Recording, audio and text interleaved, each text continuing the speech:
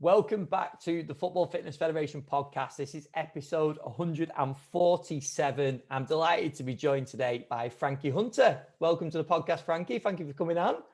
No problem. Thank you for having me.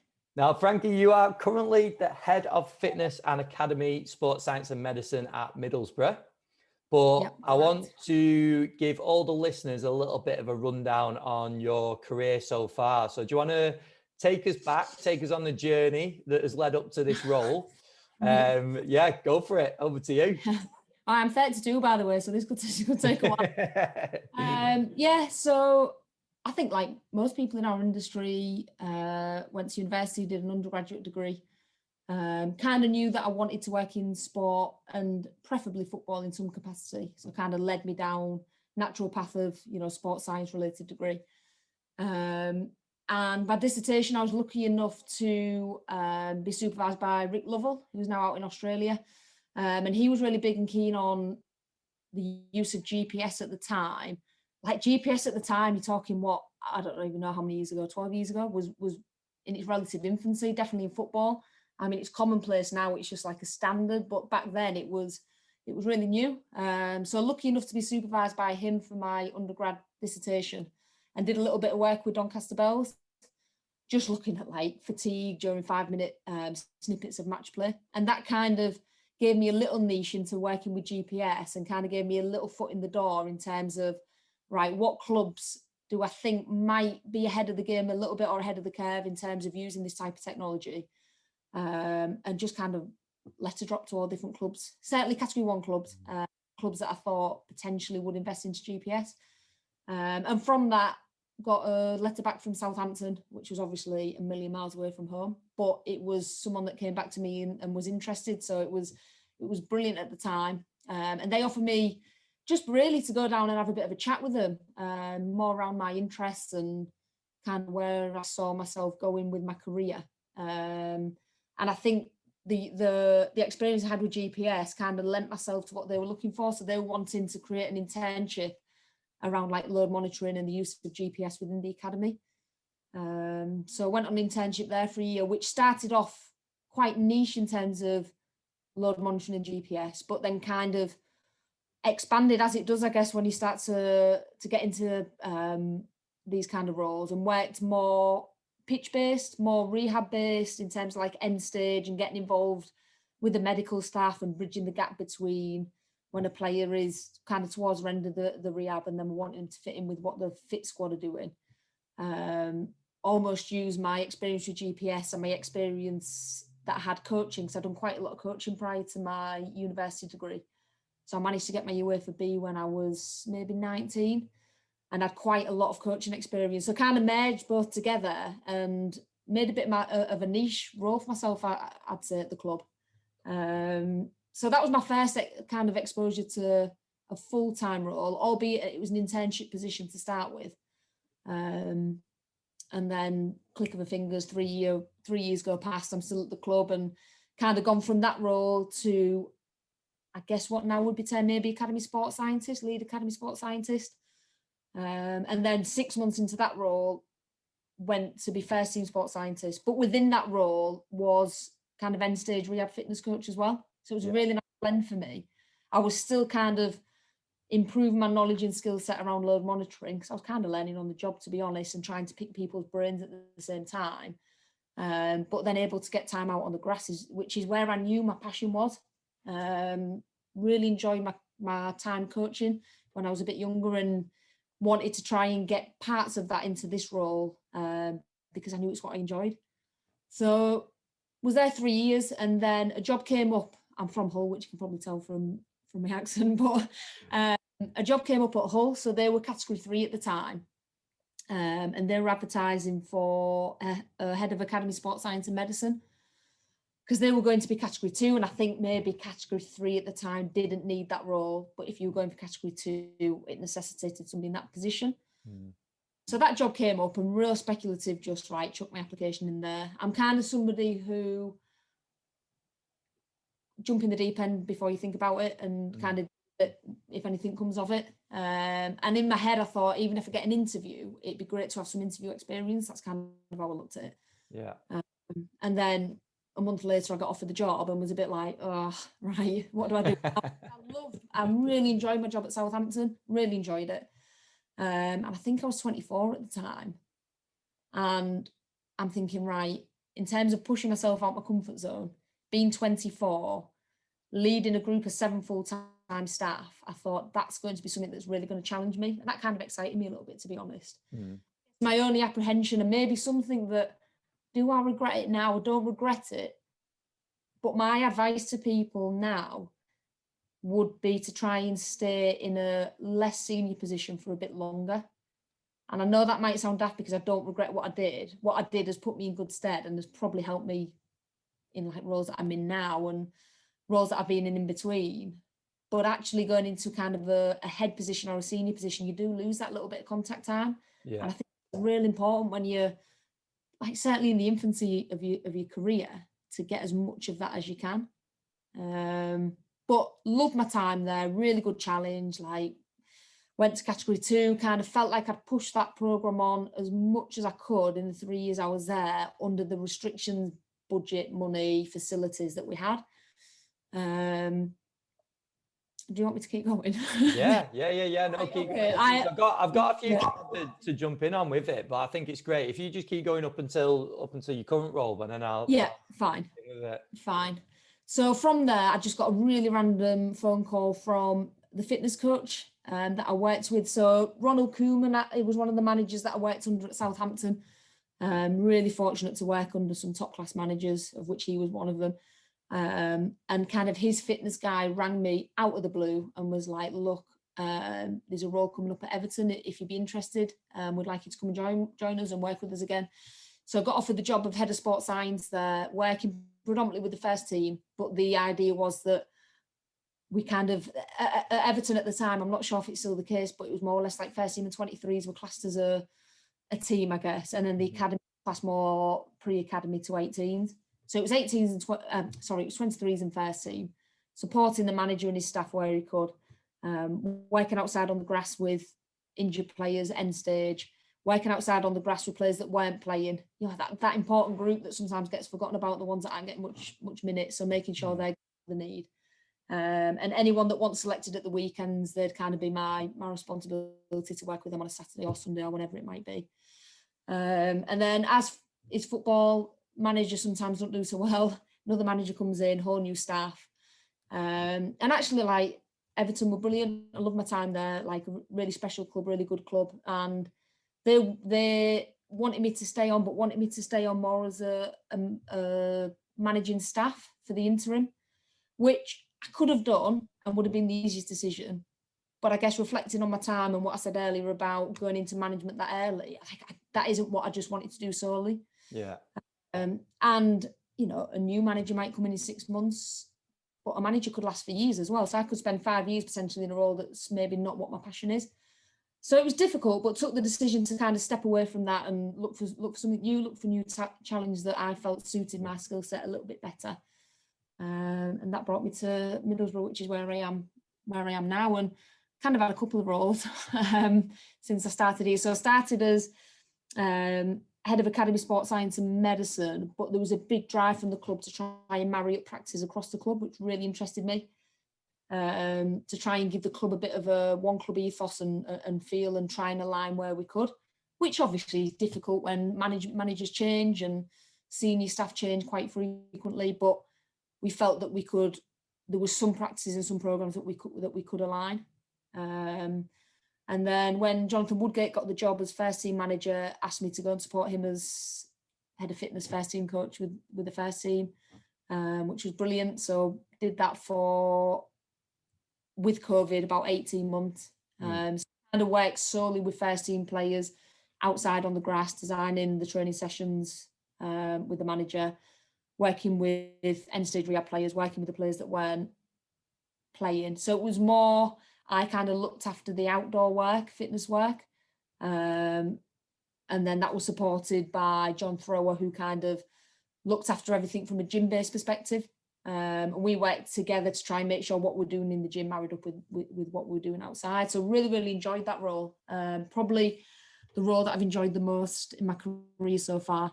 And And then obviously managers change, managers want different things, which is fine, totally get that and respect that, which is where I see myself now, where there's still some involvement in terms of club wide, because there's still that communication with sort of like the fitness and medical staff at the first team. But my responsibility lies with trying to lead the academy science and medicine staff again. Brilliant.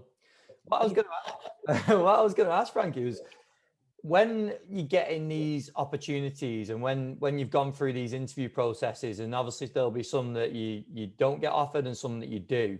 What's your thought process? Because obviously the jobs you've mentioned are probably the most spread out in terms of location. Yeah, I know. Yeah. But I'm just interested in, when you get offered something, what's like your thought process on what has to match for you to take the role and take that gamble? And I know you said before that you jump into things, and I think that's a good thing as well, because then you adapt, don't you, when you get into the situation. But I'm just thinking, for people listening, when they are getting offered things and they're thinking, oh, this might happen, the manager might leave, or this might happen. What's your thought process around it? Yeah, I think the big thing for me is there a drive at the club? That's like a big thing, because I fully immerse myself in work, rightly or wrongly. There might be a time in my life where that then isn't the case, but I fully immerse myself in what I do in work. So I think I look for a club or the team of staff that might be managing and directing my work. I look for a vision from them. So, for instance, when I talk about the role I got offered at Hull, people might, and I know people looked at that and thought, but you're working with the first team at Southampton and you go into Hull that were category 3 at the time. Like they didn't see that as necessarily as a step forward, but I knew what the academy manager, what the club wanted to do with the academy, where they wanted to take it. At the time, they probably weren't prolific in terms of producing youth players. But if you look over the past 6 years, you can see that drive was real from the club, that there was an investment in making the academy the best it could be and trying to promote the talent within the area. So I think it's more, what do they, and not necessarily sell to you, because you're not going to an interview and they sell to you, but what are they wanting? Like, what's the long-term vision? Because I don't want to be, like, I don't want to get to 40 and my CV be like 8 different clubs. That's not what I want. But I also think that working at 3 or 4 different clubs actually gives you a better appreciation of different ways of working, how different clubs might adopt different philosophies, how that fits into yours. But I think the big thing for me is what's the vision? Like, where's the drive? What's the energy like from the staff? Because I don't necessarily want to go into a place where maybe not staff are stagnant, that's wrong, but the vision's a bit stagnant, or the vision's been the same for years, but there's been no progression towards it. So I'm very much like, what's next for the club, and how do they see my experience fitting into that and supporting that?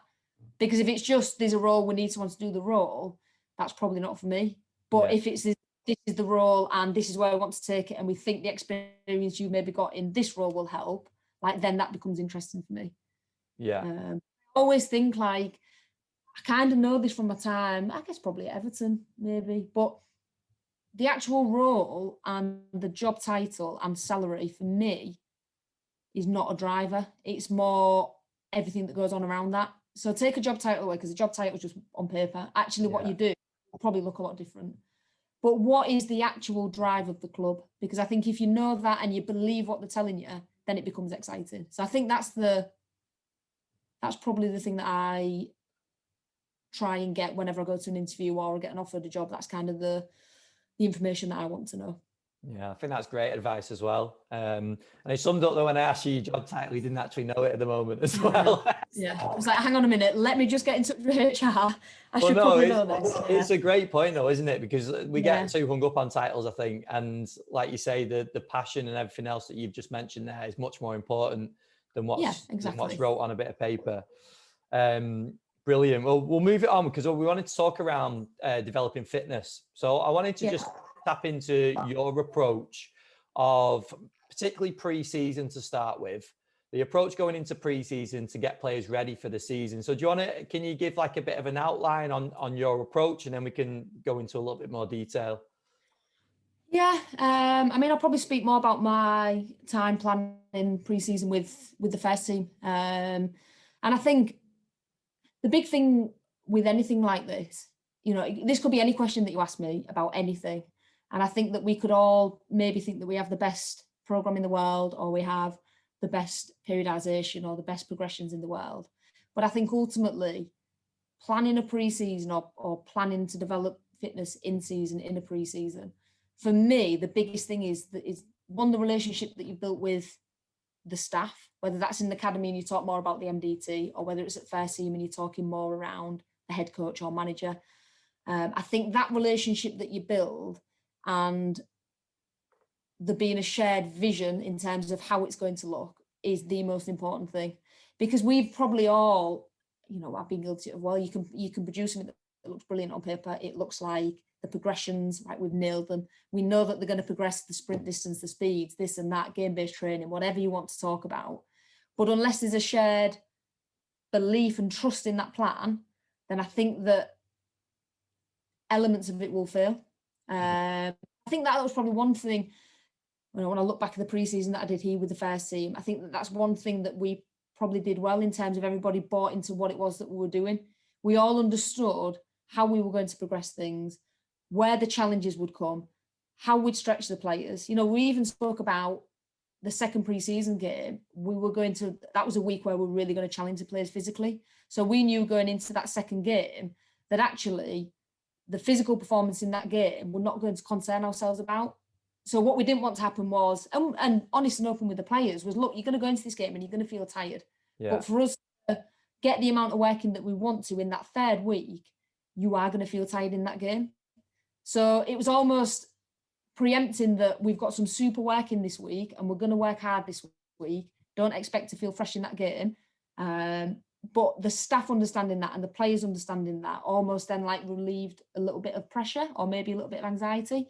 So I think before you talk about any progressions or any models, everybody buying into what it is you're doing. And I think that that's important from medical staff, you know, from coaches, support coaches, any sports scientists, any staff that's working with that group of players. Everyone understanding what it is we're trying to do is really important, because any player then, and people that have worked with first team will probably resonate with this a bit, any player then that goes to different staff to go, am I meant to feel this tired, or am I meant to feel this fresh? Everyone has the same answer. Yeah. And I think that is so important, so important. And for me, like around the pre-season, it's about just being, I'd say that my style in terms of planning pre-season and planning training blocks is quite aggressive, I'd say, in terms of not taking unnecessary risks, but I very rarely say do less. Yeah. I'd like to think that if you spoke to staff who's worked with me before, I'm not someone that says, oh, I don't think you should be doing too much. Of course, there's times where those conversations have to be had. But I think that I found in my career more that I'm trying to get the players to do more at the right times as opposed to doing less. And that, like, simple things like, you know, first 2 days training, or the first week they'll do 2 days, recover on the third day, but they're in structured recovery, creating habits, getting them to understand the importance of recovery. Then they do a 3-day block. So like simple things like 2-day block recovery, 3-day block, day off. Then they do 3-day block recovery, 2-day block game. So it's like, I mean, we could sit here and talk for hours about how you progress training intensities through game-based training, increasing pitch sizes, decreasing pitch sizes, all that good fun stuff. But for me, I think the shared vision and just being sensible with what you're planning is probably what I found to be make or break. Yeah. First team level. And adaptability, I suppose, as well, because we spoke about this a lot of times. It's you said about not restricting, I suppose, and talking people out of doing work, but it's the ability to step in at the right time and adapt what a coach is planning, or because you're looking at a slightly different lens, aren't you? But the ability to step in there and adapt. Again, it comes down to what you talked about, isn't it, in terms of relationships with the staff and everyone sharing. Yeah, exactly that. The relationships with staff is the be all and end all, in my opinion. Yeah. If you've built a relationship, then there's a mutual respect there. So whether you have a conversation around, actually, I think we need to increase the pitch size today because we want players to open the legs. We want them to try and do it naturally through football session. If that doesn't match with what they want tactically, then there's going to have to be a compromise there. But I think having the respect to agree to disagree on maybe what we want that day, then that's also a win. I don't think it's necessarily that you're all rosy and everyone's going to agree all the time, because that's not the case. No. But I think comfortable to have the discussions and being comfortable in expressing what you feel the players need from your own little niche and your own little bubble, then I think that's what's important. Yeah. I think, like I say, the relationships and building those relationships and building the trust it's golden. It's massive. It's massive in this industry, I think. Because that comes down to the culture at the club and then the atmosphere that you're working in as well, doesn't it? And when you've got that solid, those disagreements can take place where you're allowed to disagree with people rather than it turning into like, I'm right, you're wrong sort of thing. Yeah. And I think it's a productive environment, isn't it? A very productive environment when you feel comfortable to have discussions where there is disagreements. Like, that's where you've got something powerful and you've got something really strong. And I think times where, I've in some of my roles at clubs I've worked at, you almost sometimes don't get questioned. And I'm thinking, although that's great for us, like in terms of staff listening maybe, or staff taking on board what you're saying, I don't think that's necessarily a productive environment, because I think that there should be like in the right way, there should be challenges both ways. So I think if it's a total shutdown and there's no conversation, that's not good. I think if it's a total, we take on everything you're saying, we're going to do everything to the exact thing that you're saying, I also don't think that's good. Yeah. So I think it's this balance where everybody knows what they're working towards, but everybody's comfortable having difficult decisions at times and knowing that there's going to have to be leniency and you're going to have to be adaptable. And I think that's where you get the real powerful work and the real powerful environment. Yeah, I agree. And I wanted to just ask you about, because looking into this season or this pre-season in particular, you've seen loads of different approaches, and we were just talking beforehand saying that it's literally a snapshot that we're seeing from different clubs. But I don't know whether I've just missed it in previous seasons, but a lot of clubs seem to be taking different approaches, playing 30-minute halves or 30-minute thirds or whatever it is, and some playing 2 45-minute games against different opponents. There seems to be loads of different approaches going on this pre-season. What's your views on that? Yeah, my views on that are, I think as a, be careful what I say. As an industry, I think that we can be very judgmental in terms of, we might see what one club's doing, or we might see something on social media that people have posted around pre-training work or gym work. And I think we can be super judgmental without actually knowing any context around why they're doing what they're doing. So a club might choose to do 3 30 minutes and all players play 30 minutes. Well, they might be working under restrictions or boundaries or whatever you want to call it, where that's actually the only game time that those players are getting that week. And they might have done a 60-minute in-house game the day before that we didn't know about. And that's the reality of it. Is, I think as an industry, we need to potentially be a little bit less judgmental on what we see when we don't know reasons why. We've all probably, and I can think of loads of examples where probably you've done something where you think, well, actually in the ideal world, that might not have been how it looked. But in my world right now that I'm living in, that's the best it can look. And I think that's realistic. In terms of my own opinion on it, I think that if you're playing, this is just my personal opinion, but I think if you are in less than 45 minutes, then they probably shouldn't be playing. That's my opinion. And I'd say that with players returning from injury as well. And people will disagree with it and have absolutely perfect arguments to disagree. And I respect that.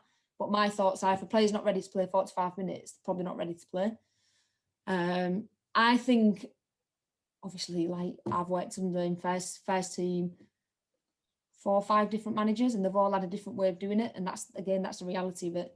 I quite liked when similar to what you said there, first game, let's play 2 45 minutes, everyone plays 45. Dead simple, that in it, because the games are 45 halves. Really easy. The next progression becomes more difficult in terms of planning, and this is where I think there's a lot of unseen work done at football clubs where planning for pre-seasons is probably happening now for the next pre-season. Yeah. But I'm thinking like probably in terms of my own role and guess of what we're interested in, I quite liked it where we went from that 45-minute game. So everyone played 45 minutes. The next progression would be that we either ask a team to send 2 teams, or like you're saying, play on 2 separate days, but they play 45, have a half time and play 15.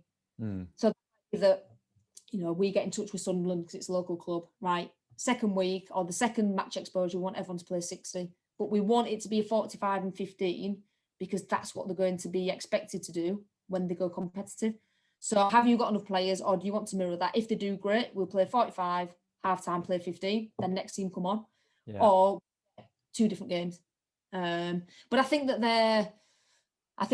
they're sensible progressions. And then I think you obviously go then to your standard 90s, where again, like you're saying, maybe 2 games on the same day, or a team that is in the same position and the same progressions and want to play two 90s. But I even think I know people will have their own thoughts on in-house games and benefits of it in terms of application, maybe from players. But I think that playing an in-house game first, whether that's against 23s, whether that's against each other, whatever that might look like, I think that at times that's quite a nice first progression because there's less pressure on players when they play those types of games in-house. And that doesn't mean that you can't put the strip on, you can't get referees to come in and referee it, because that helps. But potentially as a first exposure to minutes in pre-season, that can be a bit of a soft introduction, I think.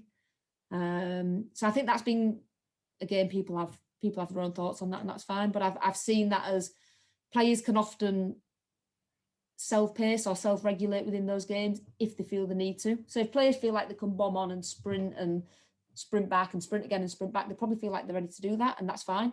But if a player subconsciously don't feel like they're ready to work quite to that level, well, they're probably more likely to regulate in a game like that than they are playing in front of 5,000 people in the first friendly. Yeah. So I think that sometimes that's been quite nice to use that as like I say, a bit of a soft introduction to match minutes before then playing the split 45. Yeah, it's a great point. I love the stuff that you brought up at the start as well, like just knowing the whole picture, isn't it? Like not judging. Yeah. But I think these are important discussions, aren't they? Because we could probably get like 4 or 5 other people on the podcast that would have different approaches and slightly different views and different experiences. Yeah. That's what's so good about what we do, isn't it? That there are different approaches. And that's why I've just found it interesting, because you look at clubs and clubs they all do it differently. And when you talk about restrictions, this last 18 months has absolutely summed it up. Obviously it's not the ideal way that I don't think anyone would have worked, but everyone's still got working.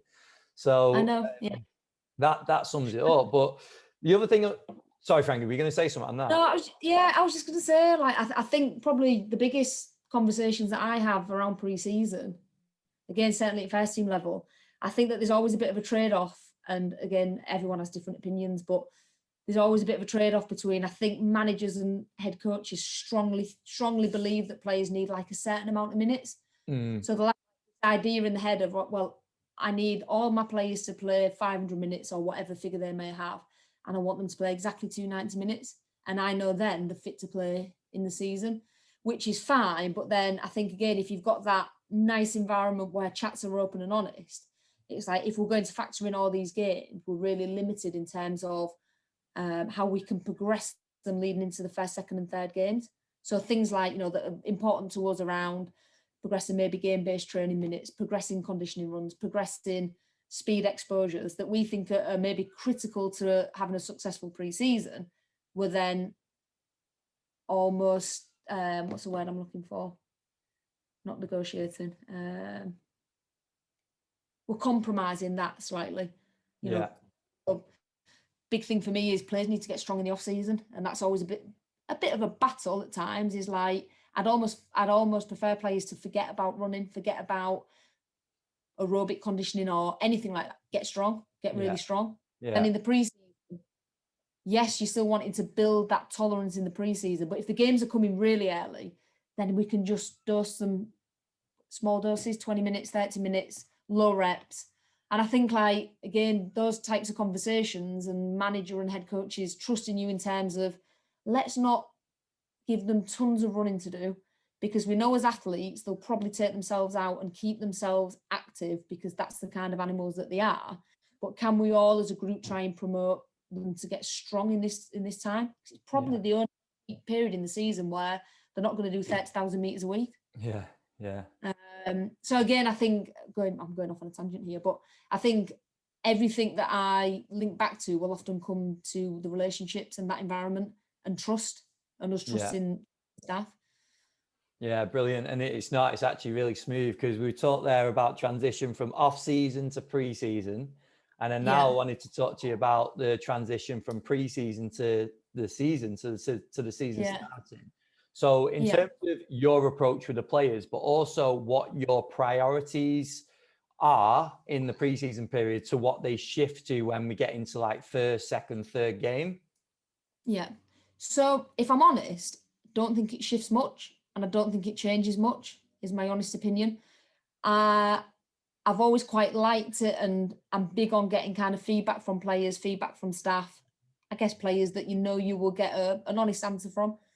And I've quite liked having some kind of break to freshen the players up before the first week of the season. And again, that can be quite a difficult conversation with managers, because giving a player 2 or 3 days off, there has to be an element of trust with players there, because we don't want them to different countries and whatever else. But I think if you've built that trust, certainly if a manager's been in there a long time, probably the trust is there. But if it's a new manager, build that trust over pre-season, and almost having that little mini break to go, right, go refresh, go regenerate yourself, spend some time with family, spend some time with friends, not have to have just one day off where they're traveling maybe 4 hours to get home and then coming back early hours in the morning to get back for training, but giving them a clear break to reset.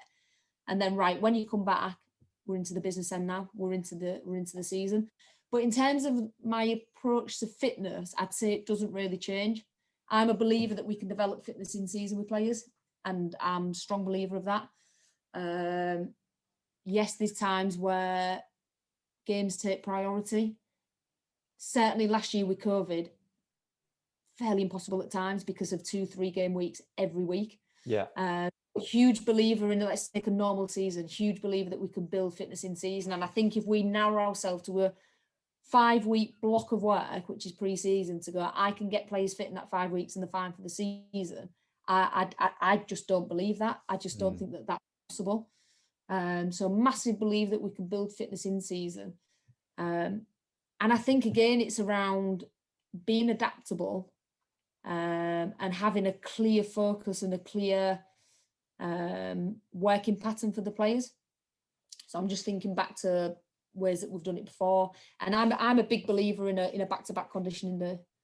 If I'm just talking solely my role and being really selfish in terms of the players getting physically fit, a back conditioning day for me is something that I would try and get any club I worked at. So let's say it's a Saturday, we play on a Saturday and it's a 1-game week. So your Monday would be split groups, or everyone go outside. The group that didn't play do more standard. But your Tuesday, Wednesday become from a physical perspective, they are our important days. And I think clear focus and the focus being different on both days is important, because we know we can push them physically without overstretching them and working kind of the same energy system one day and then the next day. So I think having a clear switch in a physical focus as well as like a technical, tactical focus is really important. But I think that being consistent also helps, or I found also helps in terms of application and buy-in from the players. So the players would know, for instance, that on the Tuesday, they're going to work really tight areas. There's going to be duels, there's going to be battles, it's going to be 1v1s, 2v2s, 3v3s, going to work in small areas. They know then before they come out to training what type of session they're going into. What the drills are, they'll have no idea. But they'll understand what the session roughly will be like. So in terms of prep, they can then focus on preparing right for that session. They might not need to go into any sort of running mechanics work or loading posteriorly or whatever. They might go into landing mechanics or acceleration deceleration prep. But then knowing what that session's going to be and knowing that the next day will be the flip opposite, and then knowing roughly what to expect. So they know the next day, probably not going to be too much on our legs, but it's probably going to be more here, and we're probably going to be expected to open out our legs. The work periods are going to be longer. might be a little bit more of a tactical focus, like them understanding that there's a difference. And I guess with that, the players probably realise that there's a fair amount of planning and there's a fair amount of cohesion between the staff in terms of what we're doing both those days. So I think those 2 days for me are massive in terms of building fitness in season.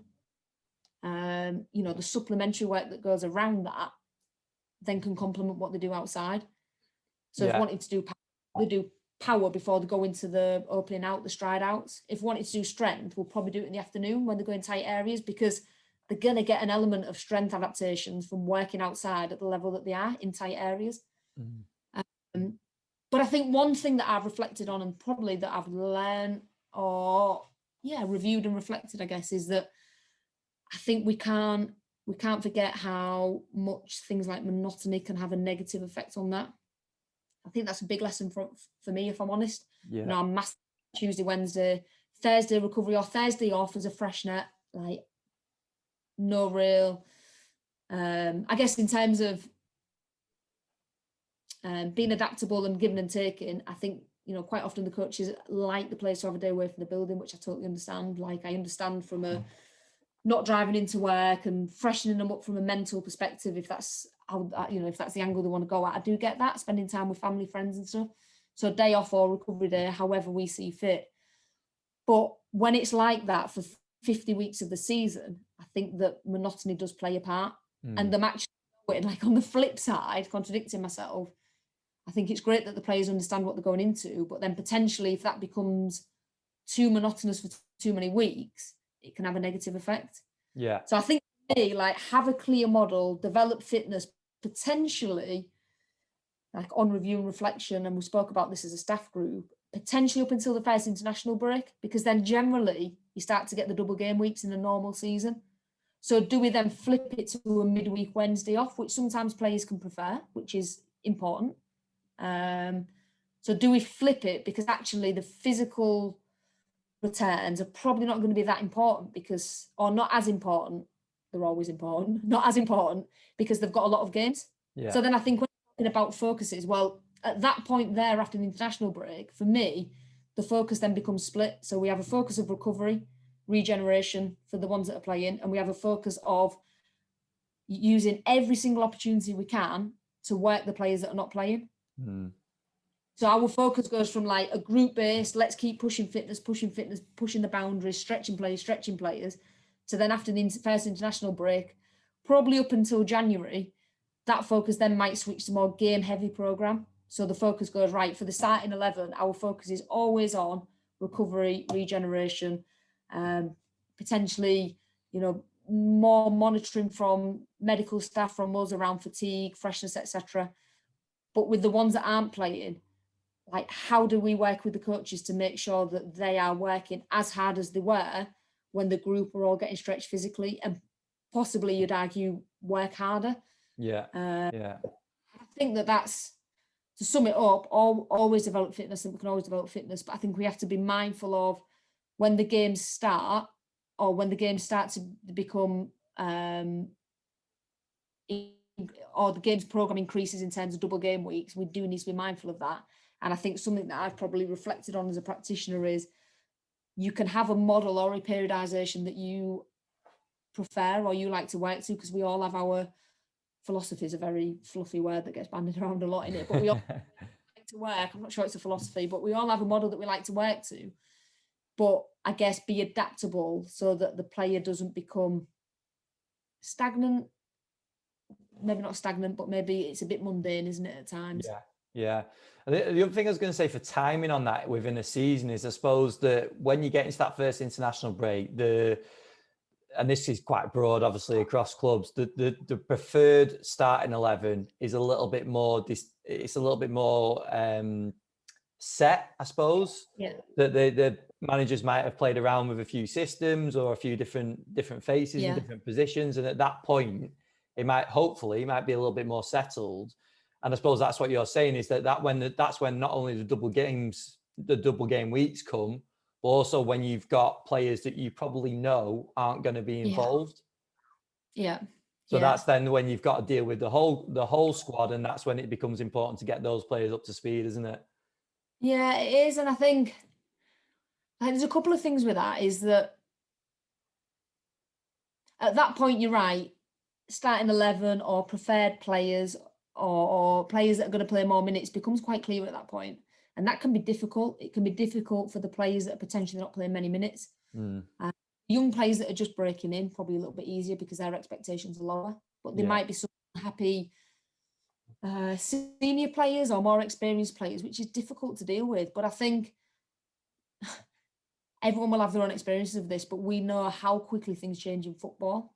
And I think that that's something that I always keep in the back of my mind, is if we're not doing what's right for these players, and yes, it might be difficult conversations in terms of you're working in the afternoon and some of you are not, like that's a difficult decision.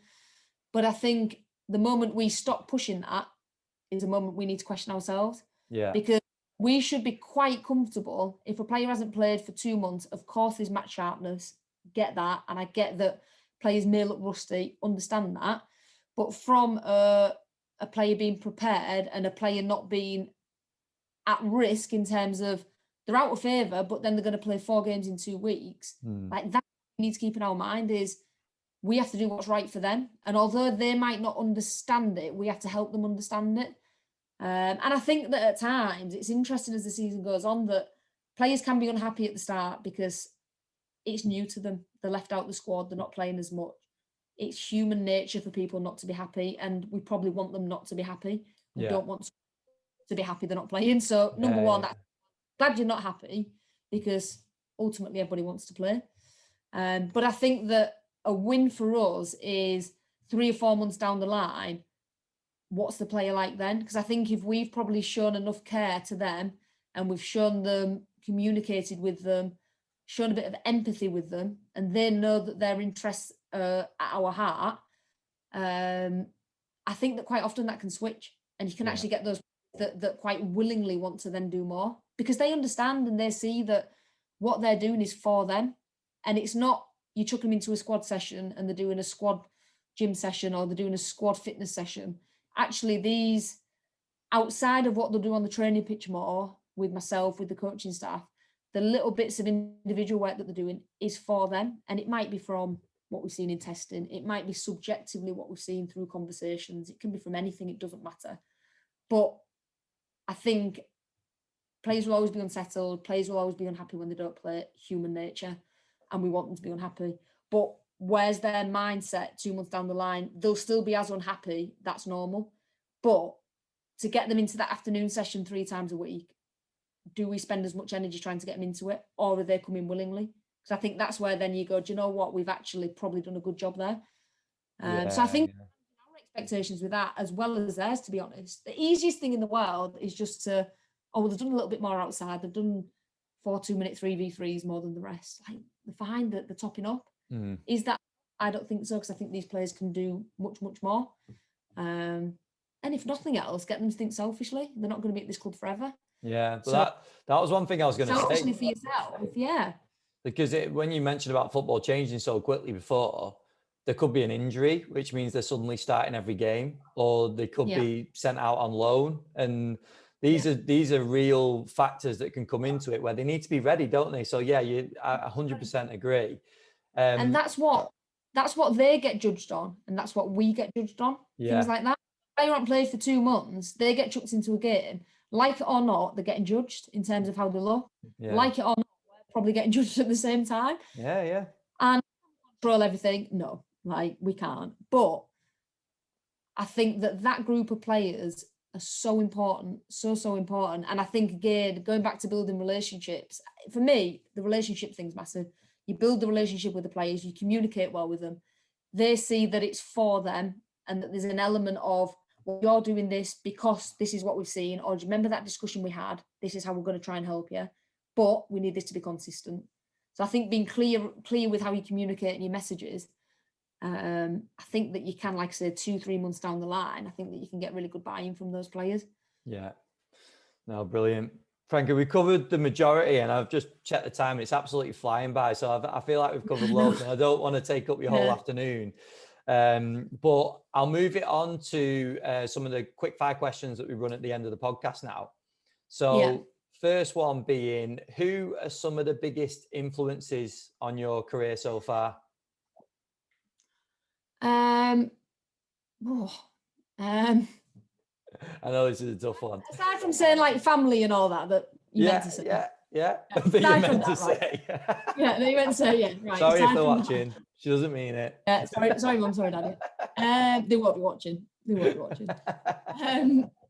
I think like I've been like very cliche this, but I've been lucky to work with unbelievable managers in terms of football staff and unbelievable support staff.